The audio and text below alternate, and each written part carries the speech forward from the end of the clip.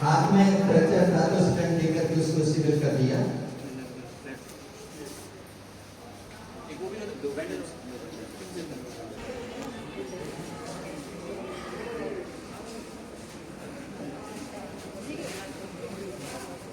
इसकी lower limb fracture है।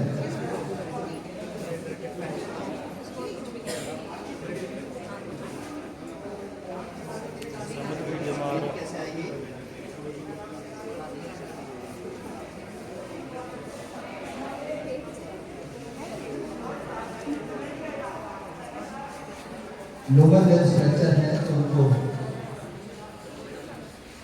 Stent के द्वारा स्टेबल किया जा रहा है।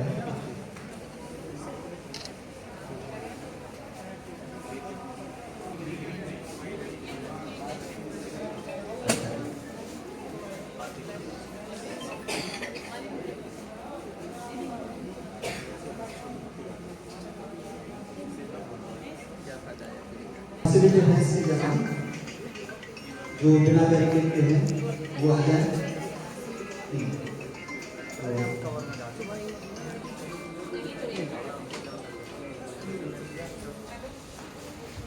कहाँ यहाँ से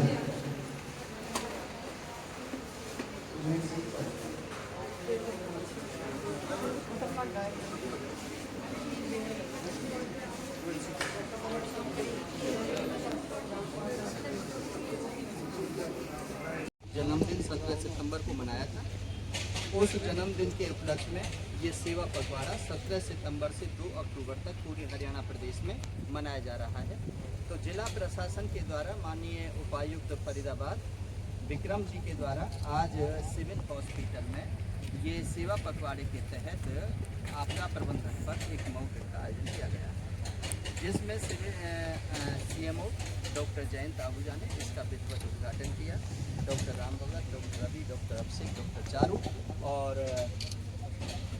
डॉक्टर सतीश, ये सभी ने इसमें भागीदारी की। और मास कैजुअलिटीज हुई, काफ़ी लोग भी इसमें जब मोबिल कर रहे थे कुछ गिर गए, किसी के पैर में चोट लगी, किसी के हाथ में चोट लगी, किसी के सिर में चोट लगी, किसी की पल्स नहीं चल रही थी तो किसी का हार्ट बीट नहीं हो रहा था, किसी के एब्डोमेन पेन था। उन सब की फर्स्ट एड की गई, उनको प्राइस पर काम किया गया, बैंड दिए गए और फर्स्ट एड करने के बाद में उनको सुरक्षित स्थान पर पहुँचा दिया गया, जिसमें सिविल डिफेंस के वॉलंटियर थे और सिविल हॉस्पिटल का स्टाफ था, फायर के लोग थे। उसी समय हमें सूचना मिली कि कहीं शॉर्ट सर्किट की वजह से आग लग चुकी है, तो हमने उसको फायर सिलेंडरों के द्वारा, ABC सिलेंडरों के द्वारा उस आग को बुझाया और जब उस पर काबू नहीं पाया गया तो हमने फायर ब्रिगेड को बुलाया। फायर ब्रिगेड ने उस पर काबू पाया, उस आग को बुझाया। ये सब जागरूकता के लिए किया गया है और ये जागरूकता के लिए इसलिए किया जा रहा है क्योंकि हमारा भारतवर्ष इस समय बहुत विषम परिस्थिति से गुजर रहा है। अमेरिका आंख दिखा रहा है। पहले हमारा युद्ध पाकिस्तान के साथ में हुआ, अब हो सकता है किसी और के साथ में विश्व युद्ध होने की संभावना लग रही है। इसलिए ये सारी चीज़ें की जा रही हैं कि जो हमारे भारत के लोग हैं, भारतवासी हैं, वो सचेत हो जाएं, अपनी सुरक्षा करें, दूसरों को भी इस प्रकार के मैसेज दें। क्योंकि कभी यदि बम गिर जाता है तो उससे जो आग लगती है आसपास के क्षेत्र में, उस आग को कैसे बुझाते हैं, उसमें जो लोग घायल हो जाते हैं उन घायलों को हम कैसे अस्पताल पहुंचाते हैं, अस्पताल में जो डॉक्टर होते हैं वो प्राइस पर कैसे काम करते हैं और उनकी लाइफ को सेविंग कैसे करते हैं। इस विषय पर आज सिविल हॉस्पिटल में मॉकड्रिल की गई। यह मॉकड्रिल 10:30 बजे शुरू हुई थी और अभी तक चली रही है, अभी तक काम कर रही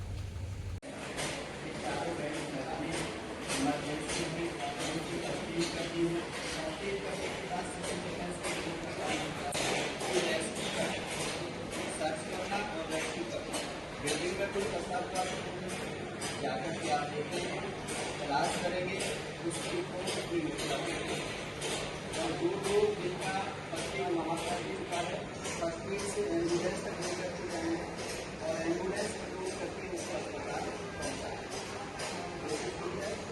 उसी दौरान में कहीं पर आग लग जाती है तो फायर के हमारे साथी हैं, उस आग पर काबू पाएंगे। छोटी आग है, बड़ी आग है, केमिकल की आग है या और किसी प्रकार की आग है, यदि बम छोड़ा गया है या मिसाइल अटैक हो रहा है या वहाँ पर भी बहुत भारी आग लगी है तो उस आग के खिलाफ ये सारी जिम्मेदारी हम सभी डिपार्टमेंट के लोगों का कोऑर्डिनेशन टीम के द्वारा किया जाता है। स्टाफ नर्स है, यहाँ पर उनको देखना है कि सबसे पहले आइडेंटिफाई करना है कैजुअलिटी को कि कैसे कैसे कैजुअलिटी है, उनको किस प्रकार से हमने पहले किस कैजुअलिटी को हैंडल करना है और किस प्रकार से उसके साथ में हमने वार्तालाप करना है, अंदर के डर को निकालना है, उनके साथ बात और उनकी बात करनी है, पैर की डिक्लेरेशन नहीं करनी है और किसी प्रकार के उनको डर नहीं देना है। क्लियर है? ये सारा काम आप कर पाएंगे? सब समझ चुके हैं कि आपने क्या क्या काम करना है, राइट? वैसे डिजास्टर के अंदर सबसे पहले क्या आता है कि पृथ्वी हिलती है।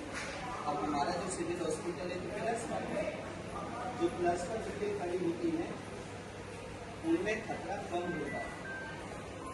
जो सिर्फ शीशे की दीवार बनी होती है वहाँ पर खतरा ज़्यादा होता है। यदि भूकंप की स्थिति है तो डक कवर होम जहाँ पर भी हैं या तो उस स्थान को छोड़कर के खुले मैदान में चले जाएं। अब खुले मैदान में मान के चलो यहाँ पर चारों तरफ से दरवाजे बंद, आप बाहर से लोग आए हुए हो, आपको इमरजेंसी आपातकालीन रास्तों का नहीं पता तो आप कैसे जाएंगे? आप नहीं कर पाएंगे। जो यहाँ काम करते हैं उनको पता है कि इमरजेंसी गेट कौन से हैं और हम क्योंकि खाली करने का जो कैंपस खाली करने का मतलब होता है 2 से 3 मिनट के अंदर कैंपस खाली करके हमें कहाँ पहुँचना है? हमें सेफ एरिया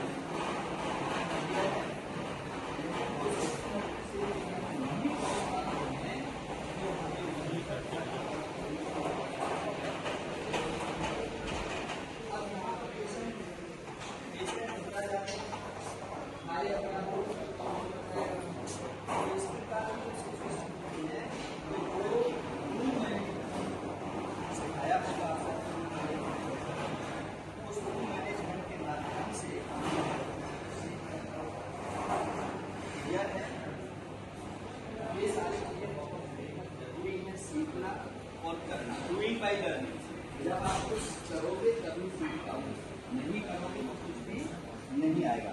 और ऐसी स्थिति आती है बार बार भूकंप भी आते रहते हैं, कभी 3.5 आ रहा है, कभी 4 आ रहा है, कभी 6 पर आ रहा है। जिस दिन 6 से ऊपर आ जाएगा 6.5 और 7 पर पहुँच जाएगा तो बहुमंजिला इमारतें धराशायी हो जाएंगी और उसमें जो रहने वाले लोग हैं उनके जीवन को खतरा हो जाएगा।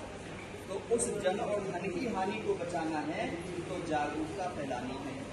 जागरूकता फैलाने का मतलब है कि जगह जगह पर आपने कार्यक्रम आयोजित करने हैं कि कहीं पर भी हो आप यदि मेज कुर्सी पर पढ़ रहे हो तो मेज के नीचे चले जाएं, घर में है तो कोने में चले जाएं, सीढ़ियाँ हैं तो सीढ़ियों के नीचे चले जाएं, वो सुरक्षित स्थान होता है यदि हम खुले में नहीं पहुँच पा रहे। क्लियर है? और यदि बम की स्थिति हुई है, बम चल गया है तो आपने कुछ दिन पहले ऑपरेशन सिंदूर, ऑपरेशन सील और ब्लैकआउट इस पर मौजूद देखी थी। तो सबसे पहले होता है कि उसमें हम अपनी जितनी भी लाइटें जलते हैं उन सबको हम बंद कर दें। जो शीशे हैं इन पर हम कोई पर्दा लगा दें या कोई अखबार है वो चिपका दें ताकि अंदर की रोशनी, दिए की रोशनी भी बाहर नहीं जानी चाहिए। यहाँ तक कि आप बीड़ी सिगरेट पी रहे हैं, मैच बॉक्स भी जलता है, उसकी भी बाहर नहीं जानी चाहिए क्योंकि रेडिएशन के द्वारा फिर जो दुश्मन है वो आइडेंटिफाई कर लेता है कि यहाँ पर बसावट है और वहीं पर बम डाल देता है। समझ आ रही है? तो ब्लैक आउट का प्रशिक्षण लोगों को देना, क्योंकि अभी हम बहुत बड़े क्राइसिस से निकल करके सीज फायर हो गया, अच्छा हुआ, नहीं मिसाइल अटैक हो जाता तो पता नहीं कितना भारी नुकसान हो गया, राइट? तो इसीलिए सरकार ऑपरेशन सिंदूर, ऑपरेशन सील और सुरक्षा चक्र इन तीनों पर जगह जगह पर एक्सरसाइज करा रही है, जिसमें आज सिविल हॉस्पिटल को चुना है। यहाँ पर हॉस्पिटल मैनेजमेंट की बात करेंगे कि कैजुअलिटी हैंडलिंग की बात करेंगे। बहुत सारी कैजुअलिटी जब इस प्रकार का होता है तो कोई ट्रक में लेकर के आ रहा है, कोई गाड़ी में लेकर के आ रहा है, कोई किसी में लेकर के आ रहा है, बहुत सारी कैजुअलिटी हो जाती है, हमने भी सकते नहीं होते। और बीच में भी हम जितने भी डॉक्टर नायक के पर काम करते हैं वो वहीं पर उनको मैनेज करते हैं। क्लियर है? तो ये काम करेंगे आपने अभी हम इस पर 2 शब्द सीएमओ साहब को देना चाहेंगे, उनका स्वागत करेंगे और